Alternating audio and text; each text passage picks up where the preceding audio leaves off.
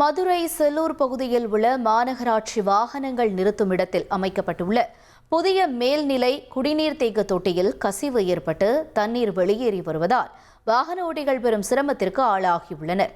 இதுகுறித்த கூடுதல் தகவல்களை செய்தியாளர் ஜெகநாத் வழங்கிட கேட்கலாம். ஜெகநாத், இப்ப இந்த பிரச்சனையை சரி செய்ய அங்க ஏதேனும் நடவடிக்கை எடுக்கப்பட்டிருக்கா? என்ன நிலவரம்? வணக்கம். மதுரை செல்லூர் பகுதியில் உள்ள அந்த மாநகராட்சி வாகனங்கள் நிறுத்தும் இடத்தில் அமைக்கப்பட்டுள்ள புதிய மேல்நிலை குடிநீர் தேக்க தொட்டியில் நேற்று இரவு முதல் கசிவானது ஏற்பட்டிருக்கிறது. இதனால் அங்கிருந்து வெளியேறக்கூடிய குடிநீரானது வைகை கரை ஆற்றங்கரையோரம் சாலையோரத்தில் உள்ள அந்த பாலத்திற்கு கீழே பார்த்தீர்கள் தெப்பம் போல தேங்கி காட்சி அளிக்கிறது. இதனால் கல்பாலத்தில் ஓடிய சாலை முழுவதும் தேங்கி இருக்கிறதால் அந்த குடிநீரில் இந்த வாகனங்கள் மூழ்கி செல்லக்கூடிய சூழல் தற்போது ஏற்பட்டிருக்கிறது.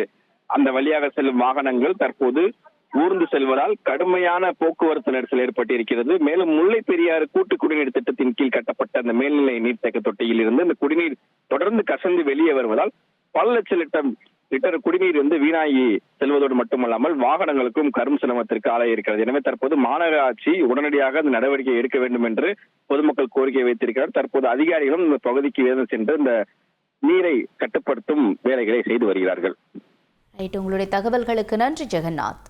உங்கள் தந்திவன் தொலைக்காட்சியில் காதலும் கலகலப்பும் நிறைந்த ஒரு புத்தம் புதிய ஃபேண்டசி தொடர் ராஜா ராணி தினமும் இரவு 8 மணிக்கு.